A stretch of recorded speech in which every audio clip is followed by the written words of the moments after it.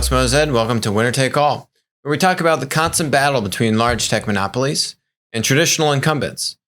So, as one might expect, there's some new antitrust debacles going on. One is legitimate. One is, I think, kind of a little bit of a stretch. So for Facebook, there's a proposed federal class action lawsuit.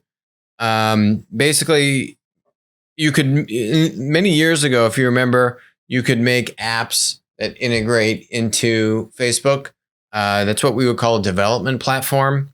And so a lot of these app developers would make integrations into Facebook, and then they could do things like tap into your friends lists, and you could try to create your own, try to tap into the feeds of your existing users, and then by tapping into your existing users' friend lists, then you could try to expand the usage of your app by using Facebook's ecosystem. Now, so these developers, I think there's a handful of them here that are all a party to this lawsuit. Reveal Chat, a messaging app, Lendo, a lending service, Circle, an online marketplace, Beehive, an identity verification services, and LikeBright, a matchmaking app, I guess like a dating app.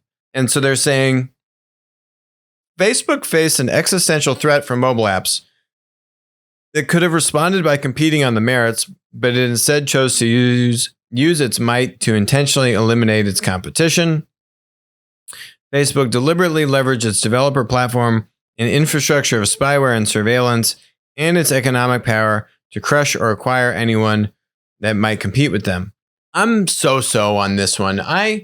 The developer platform in general is basically kaput. I mean, you can kind of log into certain apps with your Facebook account, but there really isn't a strong Facebook development platform anymore. The Facebook developer platform was much stronger in the days of pre-smartphones, web browsers. You had Farmville, you had basically, Zynga was kind of built on the back of Facebook's development platform. When mobile apps came in, I mean, you had some apps that tried to take off.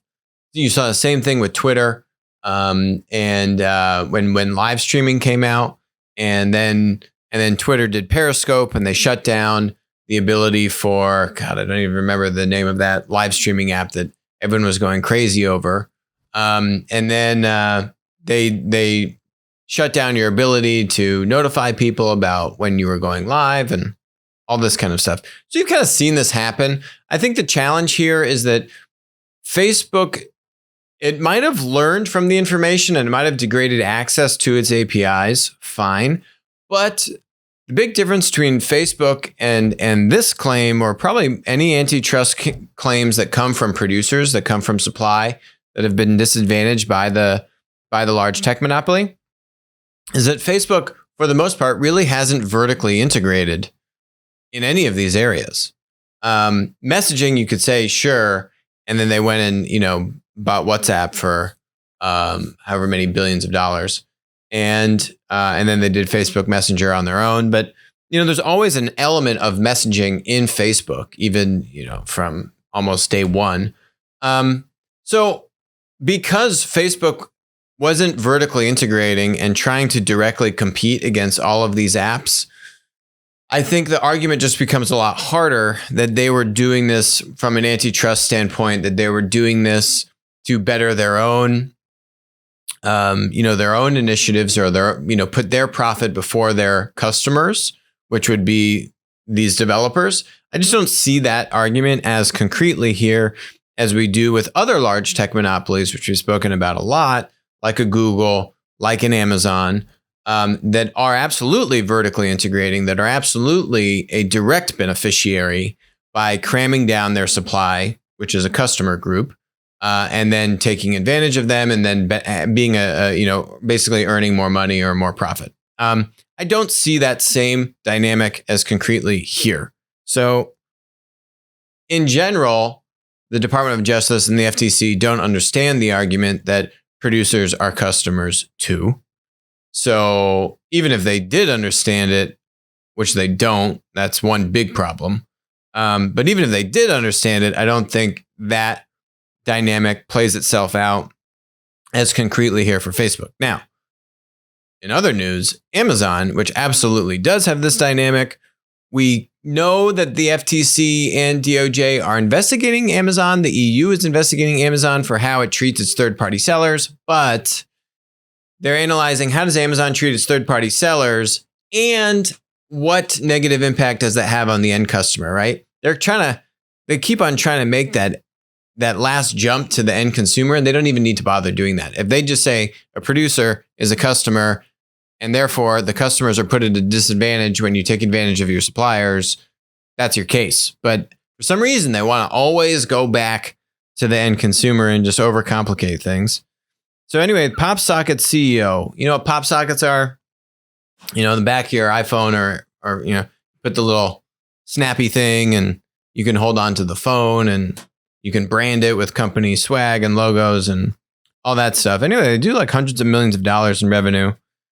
There's a House committee interview. You had the CEO of Sonos and a couple other executives from companies that are talking about how Amazon's taking advantage of them and being, you know, too aggressive. I'm going to play the clip here with the CEO talking about how Amazon took advantage of them. Today, I want to talk about two challenges that we've had with Amazon. One involving counterfeits, the other involving bullying or strong-arming.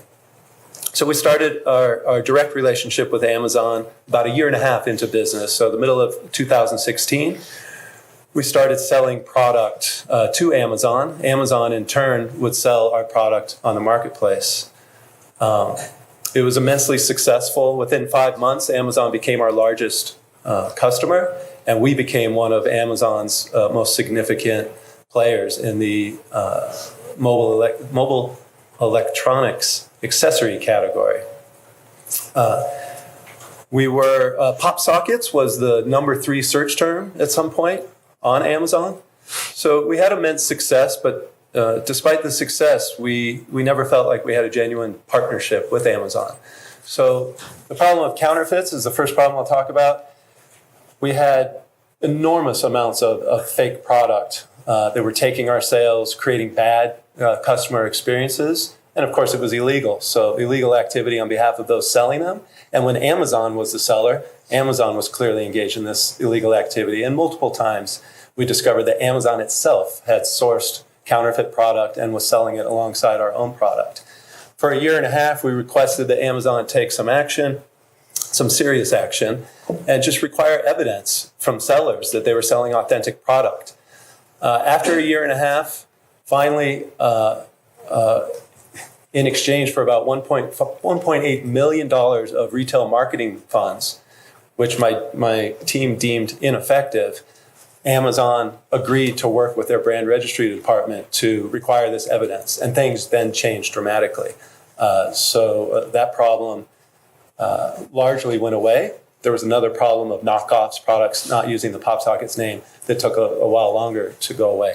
At one point, we were reporting 1,000 listings a day of fakes. Every day, 1,000 different listings of fakes. They were eating away at our revenue and really harming our brand too. So that's interesting, right? What he's saying is, I think it sounded like they had a 1P relationship with Amazon where Amazon's the reseller of the product. Sounded that way. But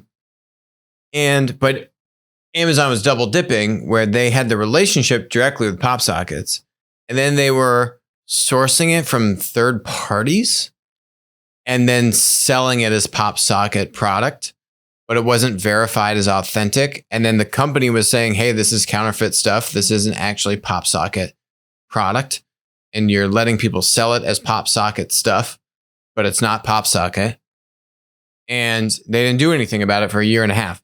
$1.8 million, not clear if that was just the marketing team saying, hey, we burned through this money on ads on Amazon or something like that, or if they actually made a payment to Amazon of $1.8 million for Amazon to get serious about taking down counterfeit product, which, as he pointed out, they relatively easily could take down that third-party inventory because they already had the relationship directly with the manufacturer. So That's point one. Next, I want to turn to bullying, the lack of a symmetrical partnership. The way Amazon works is, we sign an agreement together. So there's what's in the written record of the agreement. Everything looks good. We decide on a sale price to Amazon. Then what happens in practice is that Amazon decides what price they want to sell to the consumer for. And after they do this, often lowering the price, they come back to us and demand funding for their lost margin when they lower their price. There's nothing in our agreement that says that we're required to pay for this. And yet they say, we need this, we expect this. The bullying begins. We decided to end our relationship with Amazon over this. This was one reason we cited when we gave to Amazon. Their response was, no, you're not leaving the relationship.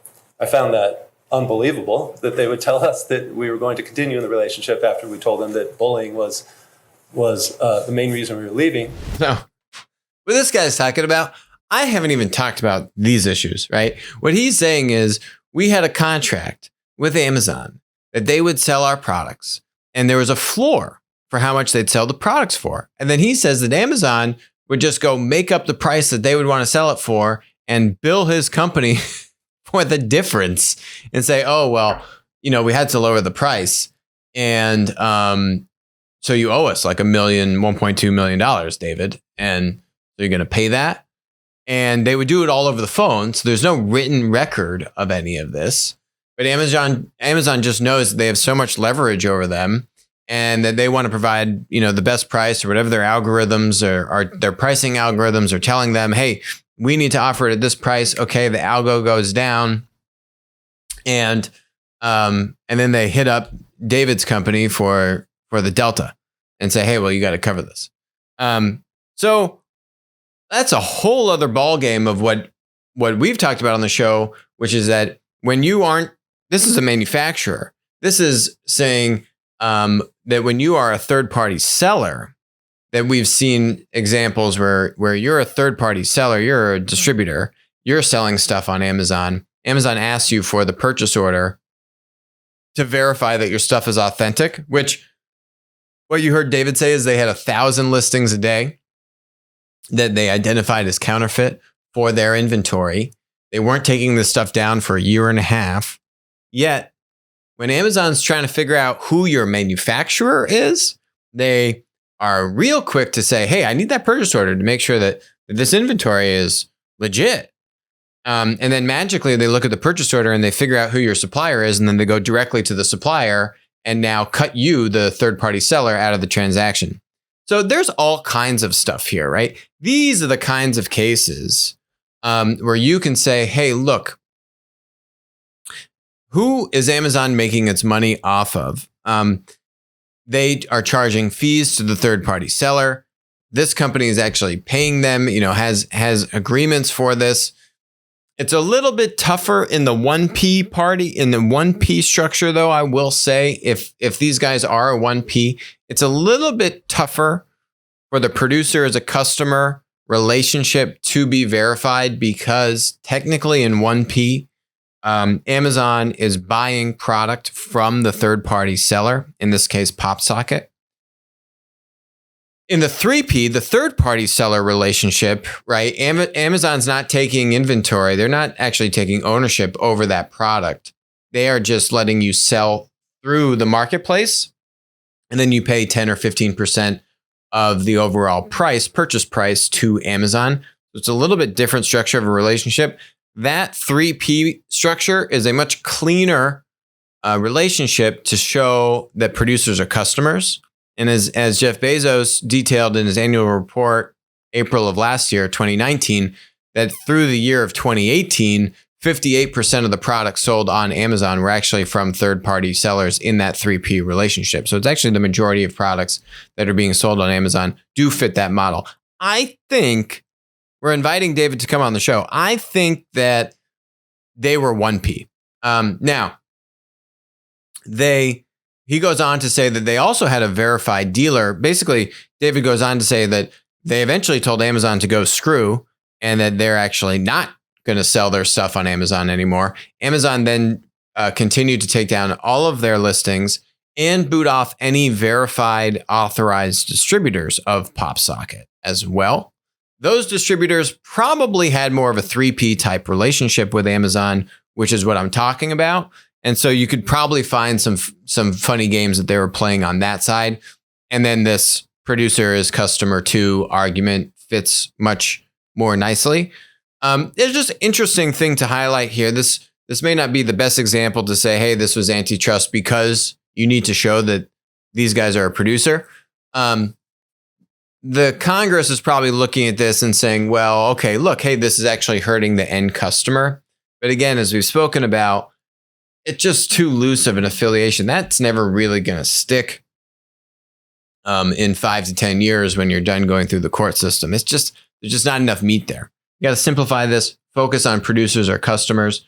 But I'm sure David has some other examples or some other, say, like these authorized dealers of theirs, those kinds of things that you could show that as a third-party seller, as a customer, they were being taken advantage of. Or maybe I'm just misinterpreting it a little bit in terms of exactly what he's getting at. So hopefully more to come on that front. Okay. Now, how do you know that a company is actually being successful, like a large tech monopoly is beating the traditional incumbents? It's when the traditional incumbents cry a foul. In the sense that you have in healthcare, we've covered Google Health, we've covered David Feinberg. They had that whole all the media was in an uproar about, oh, Google has access to a few million medical records at Ascension Health, this healthcare system. What we spoke about on the show is, you know what? Actually, a bunch of people have access to health records. There's just an article in the Wall Street Journal today that shows that Microsoft and IBM also have access. I've spoken about how many pharma companies also have access to millions of medical records at large healthcare systems. It's not actually that big of a deal. I think Google Health is making really good software for these physicians and for these healthcare systems. And David and the team demoed what some of that is. I call it the Google operating system for the doctor. And I think they're going to do fantastically well with it. Now, you want to know why I think I'm onto the right track here? Because Epic is coming out and they don't want to work with Google anymore.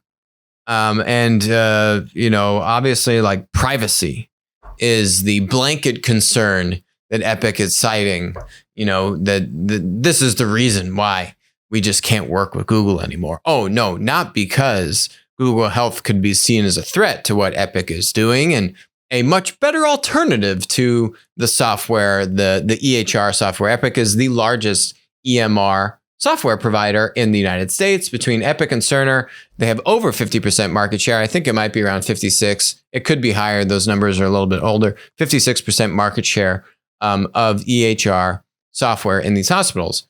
They have billions and billions of dollars in revenue. It's a private company. They have all of these big on-premise installations, which basically means these hospitals sink hundreds of millions of dollars, and these are multi-year initiatives to put all of this software into place at each hospital. And so Epic locks in these customers deliberately. It's not by chance.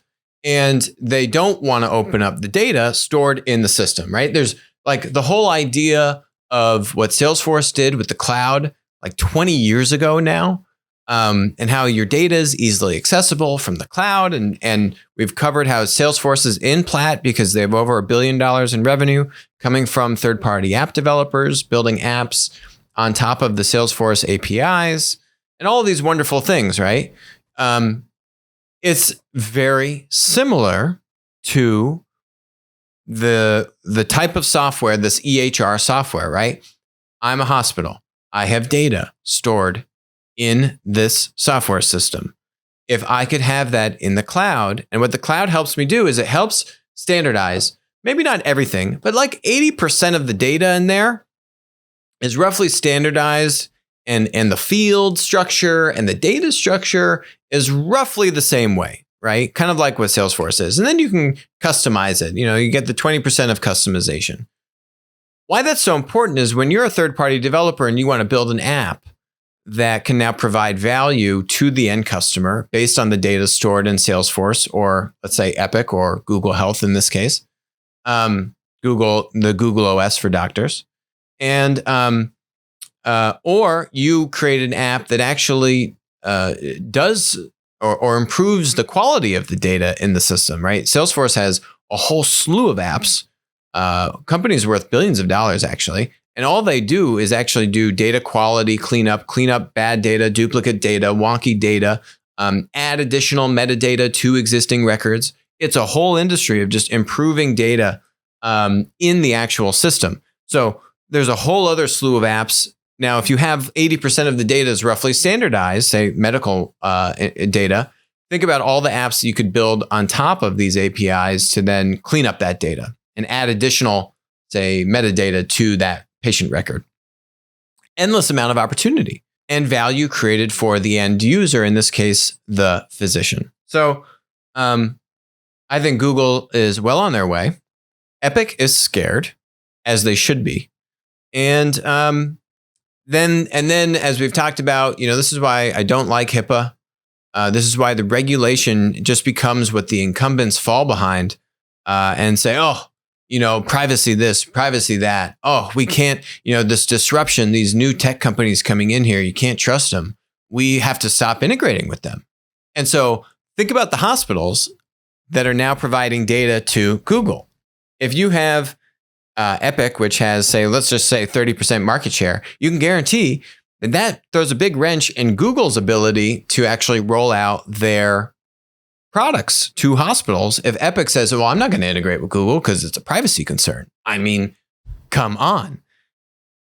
The irony continues. So there's actually a law passed, the Interoperability Act or something like that. Interoperability of electronic health information. Literally, this is something that's coming from the U.S. Department of Health and Human Services to say, hey, EHR systems, you need to let your data be interoperable amongst different EHR systems, right? This was literally the whole point of the directive. The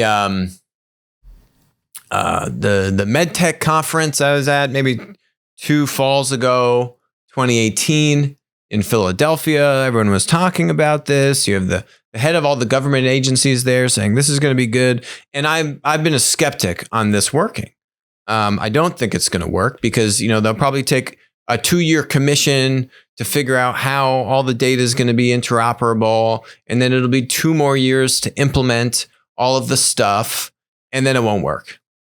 And you'll be 4 years behind where you should have been. And so I just don't have any faith that this initiative will work. Data transparency is a good thing. I just know how entrenched these incumbents are and how resistant to change they are.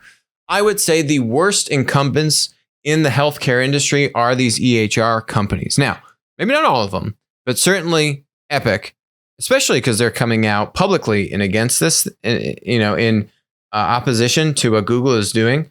We invest substantial time and engineering effort in evaluating and understanding the infrastructure Epic runs on, scalability, reliability, When we take all these things into account, said Epic's Vice President of Research and Development, Seth Hain. He said, Epic focuses on supporting infrastructure the Epic community uses today and is likely to use in the future.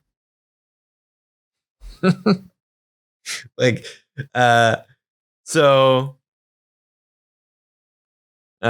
of the health system customers who got the call said this could impact their data sharing and aggregation efforts going forward. This person said medical record providers such as Epic and its chief rival Cerner are picky with data sharing standards. And withdrawing support for Google would make it risky for the hospital system to keep using it. It's horrible stuff. It really is horrible stuff. We did see Allscripts make a deal. I think they're the 5th largest EHR. We did see Allscripts make a deal with Apple Health to let patients easily access their medical record through Apple Health. And of course, other incumbents came out against that. Under what veil? Under what reason? Oh, yeah, of course, privacy. This is why I was on a panel last spring of April 2019 at the Milken conference in LA. And the subject of the panel was, can the world's largest companies disrupt healthcare. And guess who are the world's largest companies? Tech platform companies.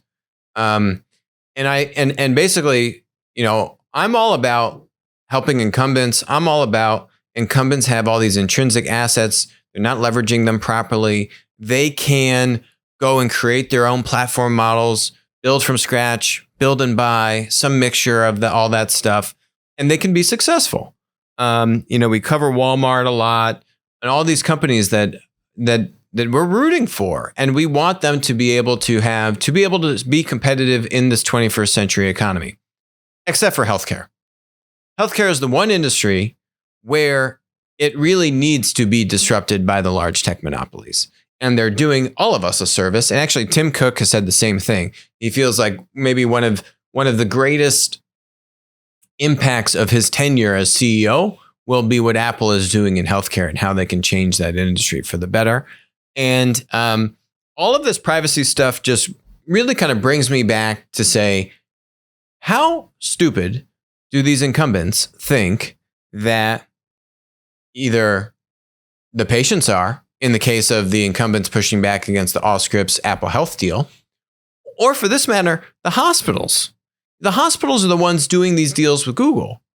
So you're saying, Epic, that all these hospitals are too dumb to understand the negative privacy implications of doing deals with Google Health or Google Cloud?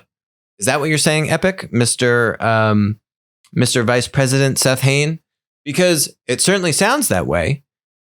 These companies can understand the privacy implications. They can weigh the risks and the pros of working with Google and helping Google create awesome software that is solving a real need for the industry. How can you lower the cost of care, improve quality? And you can actually do both of those things. But you need to do two things. You need to improve data transparency, and you need to, both when it comes to the medical record, when it comes to pricing information, which you've seen other rules here, promoting hospitals to reveal their pricing that they pay to health insurers. Hospitals are now suing the government for having issued this directive. So again, just literally every single direction that you see an attempt to open up data, to open up transparency, to bring new technologies to the industry, to just promote openness, you see the industry, the incumbents, automatically push back. And every time it's under the excuse of privacy. It's a joke. It's a joke. And so I hope Google stays strong. I expect they will. And, Epic really deserves everything that it has coming to it. And I would bet you that most of the hospitals would agree with that statement. I don't know any doctors that like to use Epic. Okay. Power to you, Google Cloud, Tom Kurian, and all the gang. Okay, Airbnb. So everyone knows what Airbnb is. So we predict that Airbnb is going to IPO in 2020. It would then, of course, be inducted into Plaid. Absolutely, a platform business.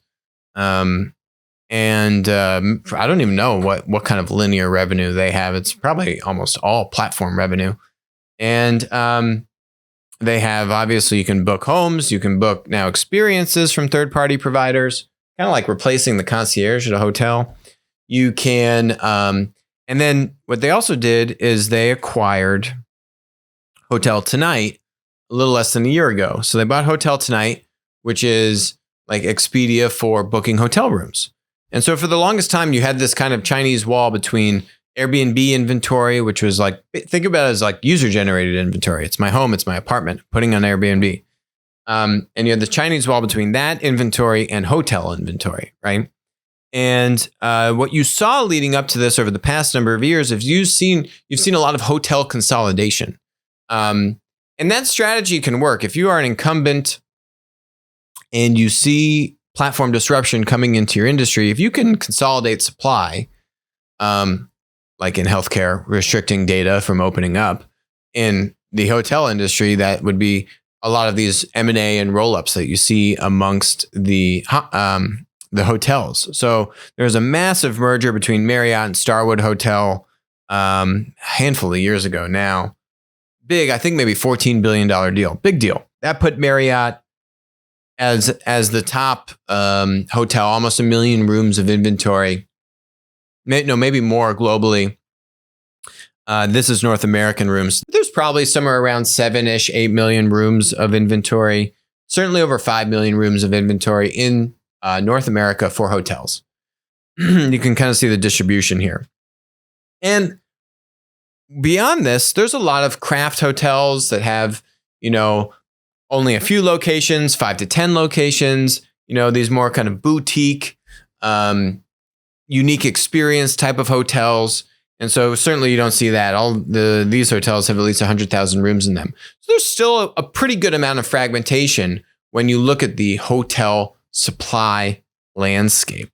All of that basically means is that Airbnb is able to get a wedge into the door by buying Hotel Tonight, by eventually competing with hotels on their own turf. And could there eventually be a merging of inventory between Hotel Tonight and Airbnb? Could I be on Airbnb and actually compare and contrast between booking a hotel room and booking an apartment? I think so. I think eventually they will connect these two destinations and connect the inventory. And that's only going to just increase the optionality for the consumer. What does Airbnb really care? You're just giving a better experience because now I, as the consumer, have more choice. Do I want the Airbnb experience or do I want the hotel experience? Oh, great. Airbnb is giving me both of these things. Wonderful. I would expect to see something like that in the future. And so basically, Marriott bought Starwood. And then I think in the past 4 months, Arnie, the CEO of Marriott, said, we're gonna beat Airbnb. And he said, we're coming after you, Airbnb. Horrible decision. We covered that on the show. They have absolutely zero chance of beating Airbnb. It's not just Airbnb anymore. There's VRBO. There's Booking.com. So Expedia owns VRBO. I mean, there's big players in this user-generated home inventory type of listings. So Airbnb has done some other acquisitions for luxury home inventory and that kind of stuff, but there's no way that a traditional hotel brand can come and compete on Airbnb's turf. We've spoken about the best thing for a hotel to try and do is to create a hotel on Airbnb in the sense of how can there's these companies like Sonder and I think another one called Domio, which just raised a lot of money, which are trying to create an experience and a brand on Airbnb so that when I book a Sonder or a Domio apartment on Airbnb, I'm going to have a certain expectation of quality, service, what's the furniture, what's the apartment going to feel like, be set up like with the consumer. So you can start to kind of have these known brands on Airbnb. That to me would be the play if I was, say, the head of Marriott. Anyway, so with Airbnb going public, and what they're going to be able to get from that is, I think they get to bring some liquidity to their, to their LPs, to their employees, and they could also just be more aggressive in, I think, competing with hotels on their own turf. They really have their market pretty locked down. We're seeing them move into more business listings with Airbnb. They bought a company from Greystar in 2019. Greystar is a big real estate firm in the United States. And so they bought this business from Greystar that provides 90-day rentals to businesses. So if you have employees and they need to have like a temporary but permanent but still temporary location, they bought this company to help get that kind of inventory. So we see them making small, different bolt-on acquisitions to the core business. We see them now going into some new industries like hotels, experiences, and these kinds of things, really flexing some of that, what we call that platform conglomerate muscle. Airbnb, just by the numbers, has raised about $4.4 billion, recently had a $31 billion valuation. They have over 6 million listings by comparison to Marriott in North America, under 1 million. No way Marriott has more than 3 million listings globally. They're in over 100,000 cities, and they have 2 million guests staying in an Airbnb location every night. Another indicator about an IPO this year would be that they're really, Brian Chesky, the co-founder, just in October at the DealBook conference, it was also at New York, announced that they are putting kind of stricter rules on vetting for supply. So stricter verification rules if you're listing a property on Airbnb, stricter rules on verifying who is going to stay in an Airbnb, so on the consumer.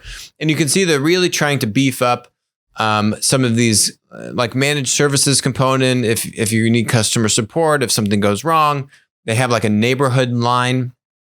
So if something's going wrong in your neighborhood because your neighbor put their place on Airbnb, they have now a support line that you can call as the neighbor because something, there's a party going and Airbnb wants to know about that. So I think they're being pretty responsible here in terms of how they are putting some rules and standards into place to ensure they have the right quality at scale. Particularly when you IPO, these kinds of things could then really have a big negative impact on the company, take big bites out of their stock price when you're public.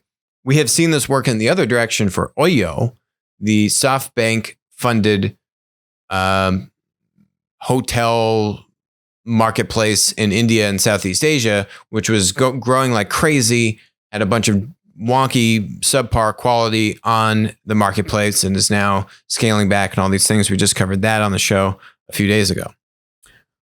Okay. So next week, we have some interesting earnings announcements on the horizon. So we're going to have Apple, Alibaba, Facebook, and Amazon all coming up in the first half of next week. This is right at the end of January.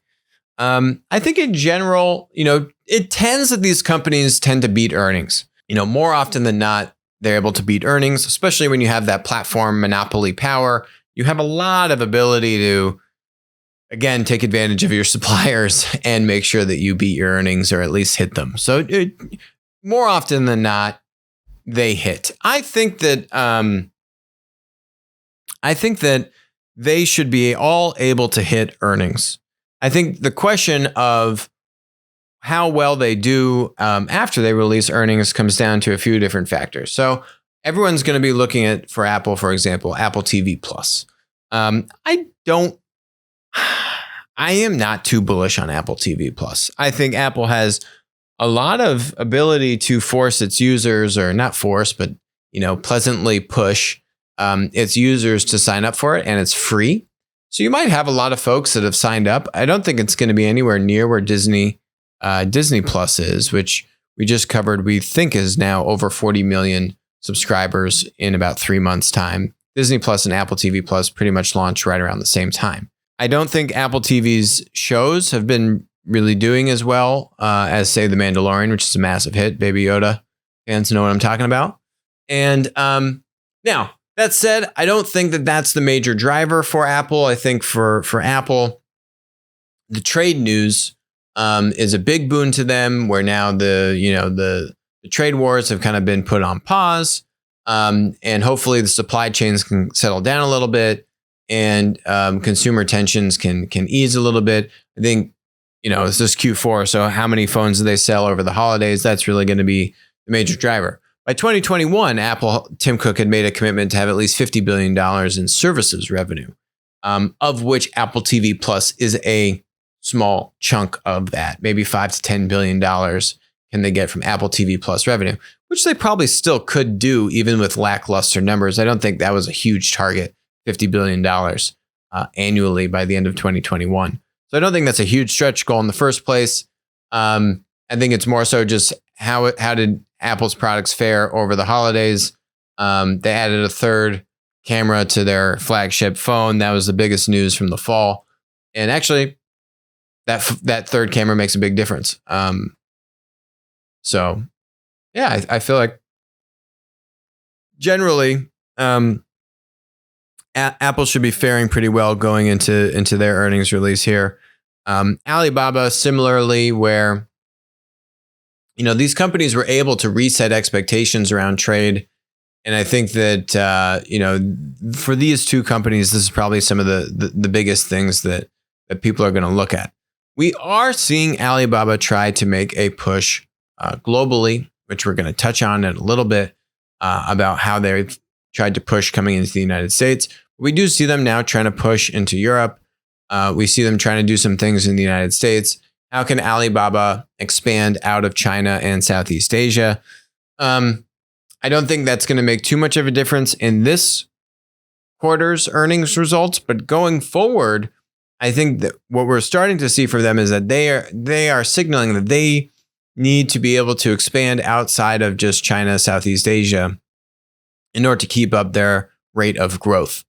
I have some doubts on their ability to be successful on that in the United States. Eastern Europe, though, I would say seems like a much better environment to me. So getting some indication of how that's doing from their earnings call next week. See if they even talk about it or not, disclose anything. But that to me could be an interesting growth opportunity where you could see Alibaba and Amazon go head to head on that. So Amazon's also going to have earnings.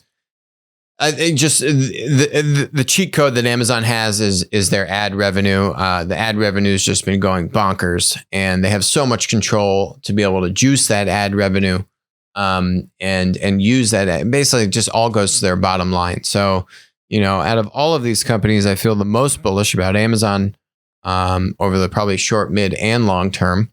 And then Facebook. There's actually a report recently that Facebook is easing off of trying to roll out ads on WhatsApp, which I thought was interesting. That was also what pushed the co-founders to leave Facebook, was because they didn't want to incorporate ads into WhatsApp. So now, kind of interesting that they lost the two co-founders, and now they're also going to pause rolling out these ads. I don't think that makes a material difference for their earnings release that's coming up, but I wonder if they'll touch on that and what their plan is with that, because that was a huge push. Hey, it's time, we got to monetize and roll out ads on these things. But generally, yeah, I mean, what we've seen over the past 3 to 6 months is that these platform companies are continuing to outperform. They're continuing to reinvest in new growth initiatives, and their stock prices have all stocks have been doing pretty well, but their stocks in particular have been doing quite fantastically. Okay, so let's look at a couple examples of foreign platform monopolies in their respective markets, namely Asia, coming into the United States. So let's look at Rakuten. People don't know what Rakuten is. Rakuten's basically like the Amazon of Japan. They do a variety of things beyond just shopping. They do payments. They do content. They do a bunch of things in Japan. And famously, their founder a few years ago decided to say, hey, we need to be a global company. We need to hire engineers around the world. And therefore, we are going to all speak English from here on forward. And I can tell you that Japan did not appreciate that decision. Basically, I think the whole country kind of revolted and said, you're actually a horrible person. You don't represent Japan. And if you know anything about Japan, they take a lot of pride in certain cultural things, namely their language. And this guy decided that one of the biggest and most loved companies in Japan, Rakuten, the founder, said, nope, we all need to speak English now. That's a big deal. It really, from what I've heard, has not been going over too well. There's been a lot of issues with this transition. He also did it in kind of I'm just going to rip the Band-Aid off this in a very aggressive way. It was not seemingly eased into. He wrote a book about it actually after the fact, I think, trying to explain his position on it. And I understand his reasons, because another interesting fact about Japan, 90% of the software engineers in Japan are employed by the IT service providers in Japan, right? So it's a very different environment than the United States, Europe, China, just about anywhere else in the world. When you think about just a startup community, when you think about where tech engineers are employed, 90% in these large IT kind of integration vendor companies. The other thing to know about Japan, you probably know this, is that you pretty much work at the same place for your whole life. The idea of kind of having a job for a few years and then switching, it does not happen in Japan. There's a lot of loyalty to the organization. And so for that reason, there isn't as much of a kind of transient labor market, especially when it comes to engineers. So you put that all together, Rakuten has massive growth, and he's saying, the founder's saying, wow, I need engineers. Where do I get engineers? Oh, there's all these engineers around the world, but they don't speak Japanese.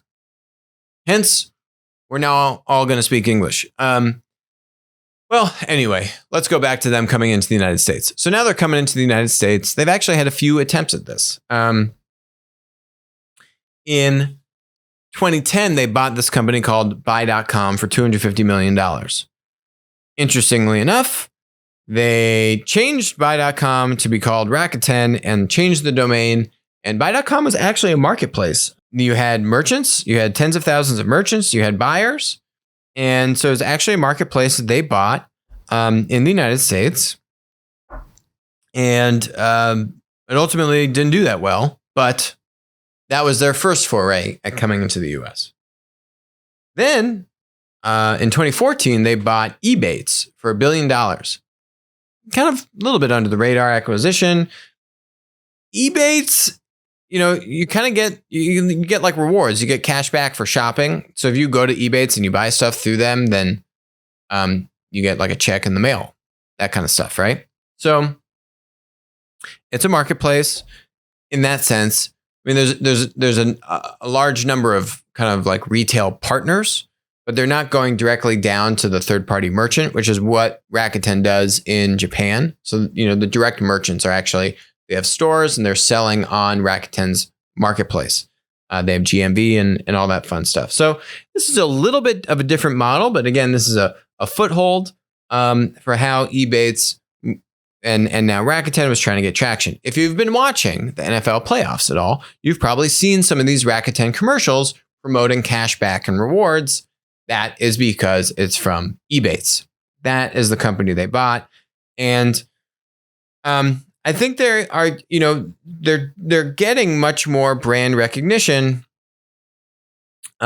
with this initiative. They've sponsored the Warriors. They're starting to spend a lot of money to just try and kind of increase the brand recognition, the brand presence that Rakuten has in the United States. So they're trying to take a multi-pronged approach, going directly to the consumer and trying to get into this B2C space. In Japan, one of the big things that they promote, different than, say, in Amazon, as we've been covering, where Amazon really pulverizes their third-party sellers.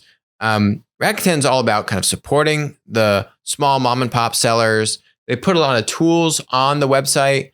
There's a lot of videos and content that they create, like, hey, we help sellers communicate with shoppers, and you can chat with them, and you might even be able to talk to them. You have all these tools that you can integrate and kind of create an audience and create relationships with your customers and all these kinds of things, right? So they're very much so about helping the merchant and customer connect more directly than what you see in the Amazon model. So how can they try and bring that to the United States? We'll see, but this is their first foothold. They've been spending a lot of money in the United States. I think, so this is certainly going much better than Buy.com. I think the challenge is, what do you do next, right? Like, how do you actually go? Do you just remain like this, or how do you actually go down to the actual inventory? How do you actually go down to the specific seller, manufacturer, distributor? Because the economics of this are just going to be difficult to scale it as aggressively as you would like if you are a layer on top of other retailers. Like there's a list here of, Macy's, Best Buy, Home Depot. They have over 2,600 stores. And in 2013, over $2.2 billion was spent through Ebates. So maybe they can continue to command these kinds of cashback and rebates. Kind of reminds me of the PayPal acquisition of Honey, where we were talking about that. How well does the eBay's purchasing experience translate to mobile, for example, versus kind of being a website, desktop browser experience? I think those questions remain to be answered. But certainly, one thing that we see them doing is buying marketplaces that have good existing demand. And then how can they fuel that with the other brand promotion, the bankroll that they can do to now bring that into the United States and start to scale that business. So it's an interesting model, different than Alibaba. Alibaba, it's kind of a few different iterations to this. So Alibaba Business was working with this company called OpenSky. This article says it sold its U.S. operations to OpenSky in 2015 and took an equity stake in OpenSky. Then later they acquired all of OpenSky. That's kind of interesting. So they acquired all of OpenSky. What OpenSky was/is it's a network of businesses that empower modern global trade for SMBs. Basically, it provides a bunch of tools to third-party sellers and merchants so that they can help get discoverability, help sell their products, presumably through Alibaba and other websites. So it's a lot of like tools for sellers, right? Different than Rakuten coming in and buying an end-to-end marketplace. OpenSky didn't own the demand. They were more so tapping into other sources of demand and helping sellers plug into those different networks, right? So really representing these SMBs, these third-party sellers. What Alibaba is now doing is they have announced a couple initiatives. One, they announced that they are partnering with Office Depot.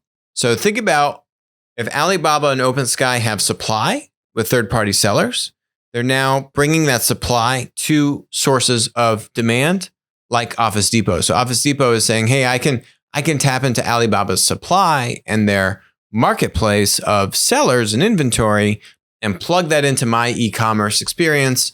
And then now these two companies have some kind of partnership arrangement. Office Depot was in a lot of trouble. Interesting why Alibaba doesn't try and do an acquisition of its own on the demand side. I don't know if it's because Alibaba corporate doesn't want to make a multi-billion-dollar acquisition. Maybe they're also scared that the U.S. CIS, our U.S. regulatory committees would actually shut that down and not allow that acquisition to go through. I'm not sure. They haven't done that. The other thing they've done is said, hey, we're going to also help sellers sell to China and through Alibaba. And so how can we bring Alibaba's demand to OpenSky's supply? That's an easy no-brainer. That makes a lot of sense. I think we see Rakuten's model to try and get demand. How can I do sponsorships, build brand presence and recognition amongst consumers? For Alibaba, I think this is still unknown in terms of how are they going to channel demand aggressively, say, in the United States. How are they going to close this loop on a marketplace model? Again, they're going to just continue doing these partnerships. I don't think these partnerships just grow on trees. Are they going to look at doing M&A? That, to me, would be the natural place to go. I don't know if there's other reasons why they're not doing that, but I think you got to own the demand at scale if you're actually going to be able to compete with, say, Amazon business in the United States aggressively versus the type of stuff that the Chinese consumer and the type of sellers that you want in the United States. That's a different core transaction than here are the business buyers in the United States. What do those business buyers need? And so on and so forth. So it'll be interesting to see how this one goes. I think this one has a little bit more unknown associated with it than some of what Rakuten's been able to prove. So that's it for us today on Winner Take All. Thanks for joining, and we will talk to you tomorrow.